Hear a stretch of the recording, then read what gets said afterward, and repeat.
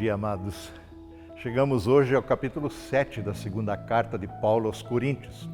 Mais uma vez, Paulo vai tratar aqui da sua relação pastoral com a comunidade, Igreja de Cristo. Sua dedicação pastoral à Igreja do Senhor é de uma profundidade, de uma intensidade sem igual. Na base de qualquer pastoreio está o amor. O amor pelas ovelhas que são de Cristo, pelo rebanho que pertence ao Senhor. Esta, aliás, foi a condição dada pelo próprio Senhor ao seu servo Pedro, em João 21, naquela última conversa que Jesus teve com Pedro. Depois da refeição que fizeram juntos, Jesus perguntou à parte para Pedro: Simão, filho de João, você me ama mais do que estes? Sim, Senhor, respondeu Pedro, o Senhor sabe que eu o amo. Então alimenta meus cordeiros, disse Jesus. E essa pergunta Jesus fez 3 vezes seguidas. Pedro chegou a ficar triste porque Jesus fez a pergunta pela 3ª vez. Então ele disse, Pedro respondeu, o Senhor sabe todas as coisas, o Senhor sabe que eu o amo. E Jesus de novo respondeu, então alimenta minhas ovelhas, cuide delas, pastoreie as minhas ovelhas. Paulo, falando um pouco do seu trabalho de pastoreio da Igreja de Cristo, escreve aos Gálatas, meus filhos queridos, sinto como se estivesse passando outra vez pelas dores de parto por sua causa. E elas continuarão até que Cristo seja plenamente desenvolvido em vocês. Nesta perspectiva, a relação pastoral de Paulo, Pedro, nossa e seja lá de quem for, deve ser uma relação de um amor profundo, comprometido, fiel, de confiança, responsável, tal qual a relação de pais e filhos, tal qual a relação do bom pastor que dá sua vida pelas ovelhas, que não as abandona em tempo algum. Por isso Paulo chama aos Coríntios aqui no início do capítulo 7, dizendo, peço-lhes que abram o coração para nós. Não prejudicamos ninguém, disse Paulo, nem desencaminhamos ninguém, nem nos aproveitamos de ninguém. Não digo isso para condená-los, já lhes disse que vocês estão em nosso coração, diz Paulo. Estamos juntos, seja para morrer, seja para viver.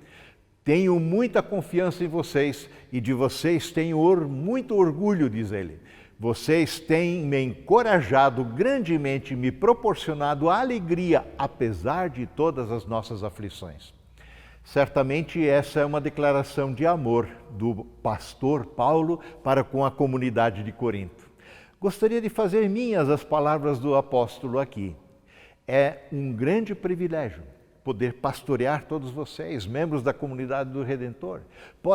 Poder servi-los também com os dons e talentos que o Senhor nos confiou.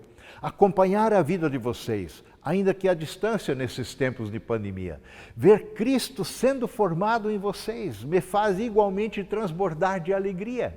Ansiamos muitos nos reencontrar pessoalmente, celebrar culto presencialmente, caminhar mais próximos uns dos outros. Contudo, por enquanto, vamos ministrando à distância, com mensagens online, redes sociais, por meio de oração e intercessão. Paulo estava igualmente muito ansioso em receber notícias da comunidade de Corinto. Afinal, ele os vinha pastoreando à distância através de cartas pastorais. E agora estava a caminho de uma visita pessoal, presencial. E Paulo ansiava muito por notícias. Diz ele na sequência, versos 6 e 7, mas Deus que conforta os desanimados nos encorajou com a chegada de Tito. Sua presença foi uma alegria, como também o foi a notícia que ele nos trouxe do encorajamento que ele recebeu de vocês. Quando ele nos contou o quanto vocês desejavam me ver, o quanto lamentam o que aconteceu e o quão dedicados são a mim, o quanto se preocupam comigo, fiquei muito feliz. Minha alegria se tornou ainda maior, escreve Paulo. Ou seja, Paulo estava muito preocupado com as repercussões das coisas duras e difíceis que ele teve que dizer aos coríntios. Desejava muito saber se eles atenderam ao que Paulo ministrou através da carta anterior. Paulo não queria deixá-los tristes, mas teve que pegar pesado. Não me arrependo, escreve ele, de ter enviado aquela carta severa. Embora a princípio tenha lamentado a dor que ela lhes causou, ainda que por algum tempo, agora, porém, me alegro por tê-la enviado. Não pela tristeza que essa carta causou, mas porque a dor os levou ao arrependimento. Foi o tipo de tristeza que Deus espera de seu povo. Portanto, não lhes causamos mal algum, porque a tristeza que é da vontade de Deus conduz ao arrependimento e resulta em salvação. Não é apenas uma tristeza que causa remorso, mas a tristeza do mundo resulta em morte. Assim escreve ele. Então, meus amados, é bem possível que algumas vezes a palavra ministrada cause dor, tristeza. Contudo, há duas maneiras de lidar com a dor. Você pode ficar chateado, magoado ou até sentir remorsos pelo pecado denunciado, mas você pode também acolher essa palavra e deixar que seu coração se entristeça com a tristeza que vem de Deus, tristeza que conduz ao arrependimento, que leva a abandonar o pecado e se voltar para Deus novamente.